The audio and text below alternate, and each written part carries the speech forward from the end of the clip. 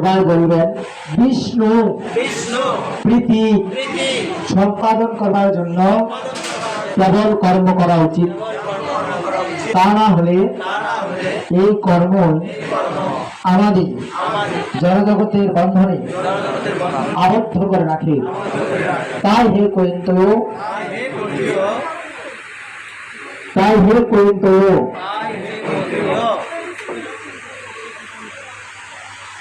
তার সন্তুষ্টি বিধানের জন্য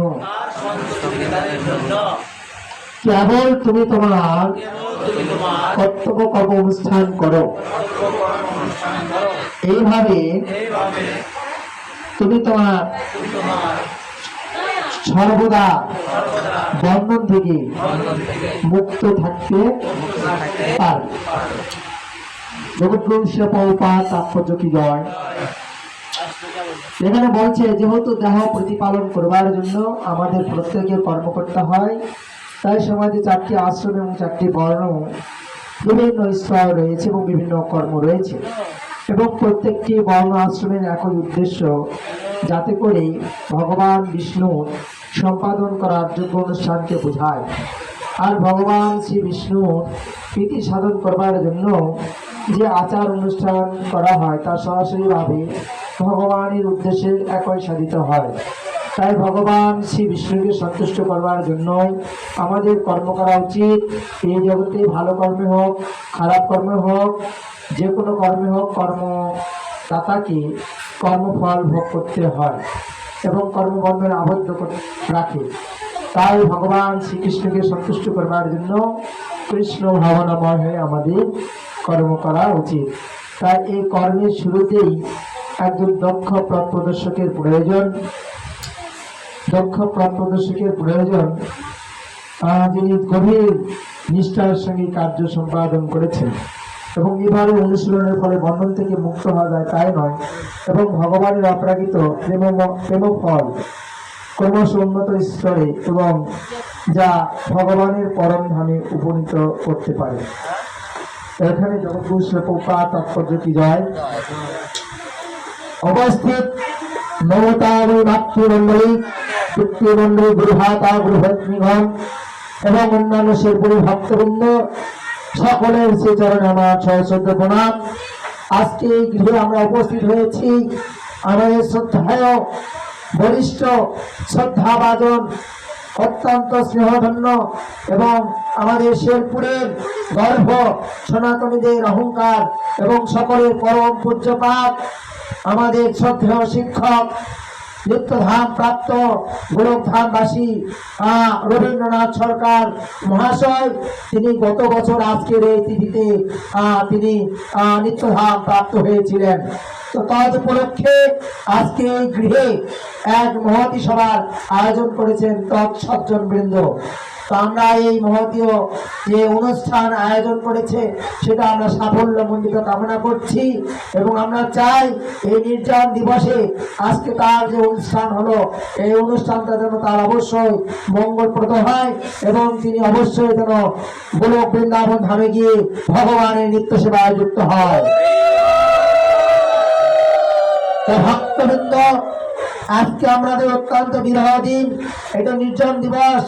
কারণ আজকের এই দিনে আমরা আমাদের শ্রদ্ধাভাজন ভক্তকে হারিয়েছি। তিনি ভগবানের অত্যন্ত প্রিয় ভক্ত ছিলেন। তিনি আমাদের মন্দিরে যেতেন, তিনি তার স্মৃতিচারণ করবার আমার দুঃসাধ্য নেই। যতটুকু তার সঙ্গ হয়েছে আমি দেখেছি, তিনি স্ট্রোক করেছিলেন, তারপরও তিনি প্রত্যেক দিন মন্দিরে যেতেন অসুস্থ অবস্থায়ও। আমরা সুস্থ অবস্থায় মন্দিরে যাই না। আছেন এখানে অনেকেই সুস্থ মানুষ আছে, উনি যতবার মন্দিরে গিয়েছে অতবার এখানে অনেকেই আছে মন্দিরে যায়নি। বুঝতে পেরেছেন? তিনি অবশ্যই ভগবানের পরম ভক্ত ছিলেন। আমি তার স্মৃতিচারণ করতে চাই। আমার বিশেষ মনে আছে, তিনি মন্দিরে গিয়ে খুব সুন্দর ভগবানকে প্রতিদিন প্রণাম করতেন। সকালে উঠে হেঁটে হেঁটে যেতেন এবং ভগবানকে প্রণাম করতেন, মন্দিরে অনেকক্ষণ থাকতেন এবং এই মন্দিরে যে রাধা গোবিন্দ বিগ্রহ তিনারা দান করেছিলেন, তাদের নিত্য সেবা শুক্লার আজকে রাধা গোবিন্দ মন্দির সেখানে ভগবানের পূজা অর্চিত হচ্ছে। তিনি ভগবানকে নিঃস্বার্থ ভাবে দান করেছেন, তার এই দানের ফলে তিনি গোলক বৃন্দাবন ধাম প্রাপ্ত হবে। আজকে বলার বিষয় এই, আজকে আমরা তাকে হারিয়েছি, তার জন্য আমরা ভগবানের কাছে সহায় জোর হাত করে প্রার্থনা করব। বলুন হরে কৃষ্ণ হরে কৃষ্ণ কৃষ্ণ কৃষ্ণ হরে হরে, হরে রাম রাম রাম হরে হরে। তো শাস্ত্রে বলছে তুমি মরো, এমন ভাবে মরো মানে যেমন তোমার মৃত্যুতে কান্না করে, শোক করে না। আমাদের বাঁচতে হলে এমন ভাবে বাঁচতে হবে, আর মরতে হলে এমন ভাবে মরতে হবে। মানুষ মরে গিয়ে চির অমর হয় কিসের মাধ্যমে? তার কর্মের মাধ্যমে। কিসের মাধ্যমে? মানুষ এই যে বঙ্গবন্ধু, তাকে এখন আমরা মনে রেখেছি কেন? তিনি বাংলাদেশের জন্য অনেক কিছু করেছেন, ঠিক কিনা? এই জন্য আমাদের এমন কিছু কর্ম করে দিতে হবে, আমরা হয়তো একদিন এই পৃথিবীতে থাকবো না, থাকবো আমাদের পরবর্তী প্রজন্ম, আমাদের ছেলে মেয়ে, আমাদের ভবিষ্যৎ থাকবে। আমরা যদি ভগবানের জন্য কোনো কর্ম করে যাই, সেটা যুগ যুগ ধরে থেকে যাবে। ধরুন আপনি ভগবানের জন্য একটা মন্দির করে দিলেন, আপনি থাকবেন না, আপনার ছেলে মেয়ে, আপনার সন্তান, পাড়া প্রতিবেশী, তারা সকলে গিয়ে সেখানে ভগবানের নাম গুণ কীর্তন যতদিন পৃথিবী আছে চলতে থাকবে। ঠিক বলছি? আমি এখানে রাজনীতি বক্তব্য করতে আসিনি, আমি আমার যেটা পরিধি থেকে বলছি, এটা শাস্ত্রের কথা আলোচনা। একদিন আপনি আমি সবাই চলে যাব, কিন্তু থাকবে কি? তার কর্ম। এই জন্য তার পৃথিবী আমাদের যে কর্মগুলো করা হচ্ছে সেগুলো করবে। এখানে এই যে গীতা আমি একটা শ্লোক বললাম, যজ্ঞাত্ম কর্ম অন্যত্র লোক কর্ম হয় বন্ধন তাত্তা কর্মমুক্ত সমাধুর। তো তুমি ভগবানের পৃথিবীতে অর্জুনকে বলছো, অর্জুন তুমি শোনো, তুমি হে কয়ন্ত, তুমি কয়ন্ত মানে কুন্তি পুত্র, অর্জুনকে বলছে হে কয়ন্ত মানে কুন্তি পুত্র, হে অর্জুন তুমি আমার পৃথিবীতে কর্ম করো, না হলে তোমার এই কর্ম জড় জগতের বন্ধনে আবদ্ধ করে রাখে। আমরা বুঝি না কোনটা আমাদের ভালো কর্ম, কোনটা আমাদের খারাপ কর্ম। অনেক লোক দাঁড়িয়ে আছে, বসো, ভোগের সময় হয়ে গেছে, আমি বেশি সময় নেব না, আর 2-4টা কথা বলে আমি শেষ করবো, সবার পূজা পেয়ে গেছে, আর এখন ভগবানের কথা ভালো লাগবে না। তো এখন যেটা আমি বলছিলাম সেটা হচ্ছে আমরা কি কর্ম করতে হবে সেটা কিন্তু আমরা জানি না। কর্ম কয় প্রকার এখানে অনেকেই আছে বলতে পারবে না, আমি যদি বলি কর্ম কয় প্রকার বলতে পারবে না। ওই জানে এক নিষ্কাম কর্ম আর সকাম কর্ম, কিন্তু কর্ম যে 3 প্রকার, কর্ম অকর্ম আর বিকর্ম। কোন কর্ম করলে আমাদের সঠিক পথে যেতে হবে, আর কোন কর্ম করলে আমাদের কুপথে যেতে হবে। আপনি ভালো কর্ম করুন, ভালো কর্মের ফল আপনাকে ভোগ করতে হবে, খারাপ কর্ম করলে খারাপ কর্মের ফল আপনাকে ভোগ করতে হবে। ঠিক ঠিক বলছি? হ্যাঁ, আওয়াজ করবেন, ঠিক বলছি?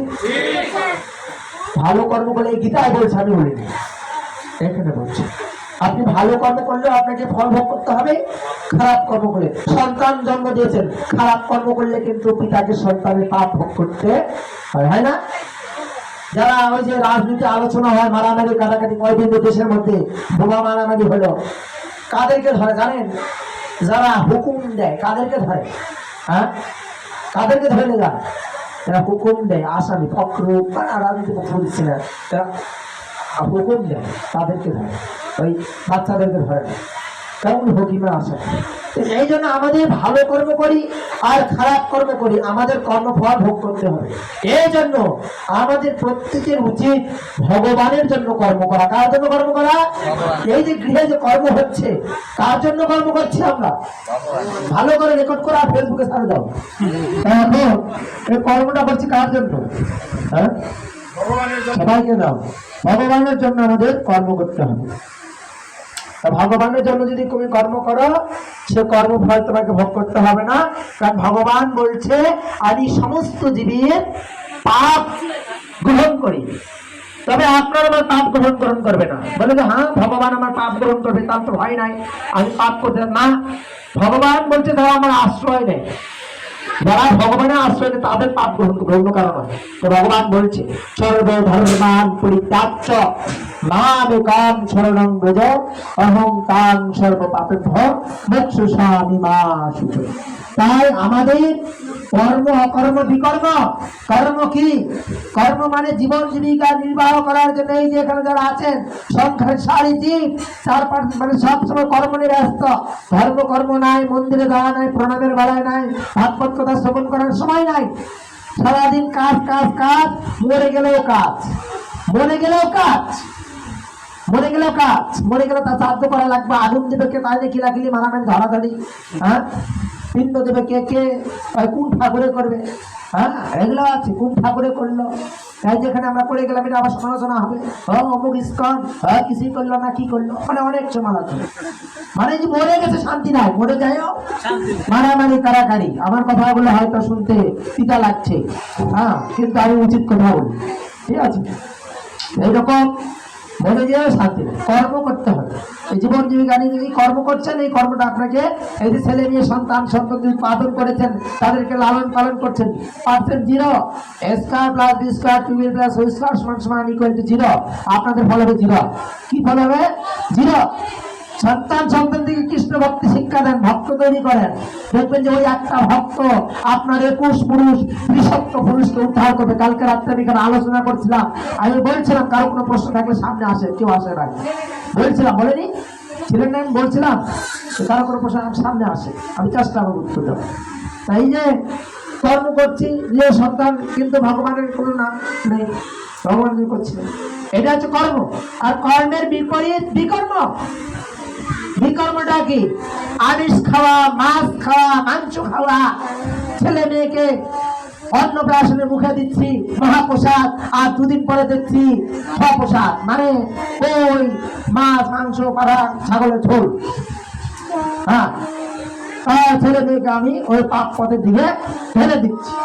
হ্যাঁ, সবাই শুনুক, শোনার জন্য এগুলো বলা, কারণ সবাই তো এগুলো শুনে না, ভালো কথা বলে সবাই শুনে না।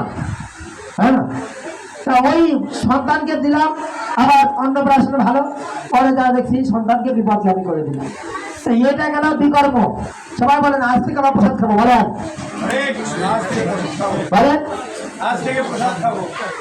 অনেকে বলছে না, এটা বললে তো এখন আবার বিপদ হয়ে গেল, তাই না? বলছে এটা হচ্ছে পাপ কর্ম। এই পাপ কর্ম করবে আপনাকে নরক যন্ত্রণা ভোগ করতে হবে, পাপ কর্ম করতে না। আর ভগবানের পৃথিবীতে যে কর্ম করা হয়, চশমা লালো, এটা বাচ্চারা করে অঙ্কের পার্সেন্ট আছে, আপনি রেখেছেন কি জন্য? কালো কালো চশমা, গালে গালে 3 দেখা আছে। পাঠ শুনেন, ভগবানের পাঠ শুনেন। এখন যেটা বলছিলাম অকর্ম, সবাই বলুন অকর্ম। ভগবানের বিধিবিধানের চেয়ে যে কর্ম, সেটাকে বলা হয় অকর্ম। তাহলে আপনারা কি করবেন? আপনারা যেহেতু কলিহত জীব, কলিযুগে দান নাই, ধর্ম নাই, বাক্য শুদ্ধি নাই, মুখ শুদ্ধি নাই, ব্রাহ্মণের দ্রব্য শুদ্ধি নাই, কোনো কিছুই শুদ্ধি নাই, কলিযুগে কোনো কিছুই শুদ্ধি নাই। তা কি করবেন আপনারা? এই কলিযুগে আপনারা গৃহে ভগবানের মন্দির স্থাপন করে সেখানে নিত্য ভগবানের ভোগ নিবেদন করবেন, আর সেই প্রসাদের ফলে আপনারা সবাই পবিত্র।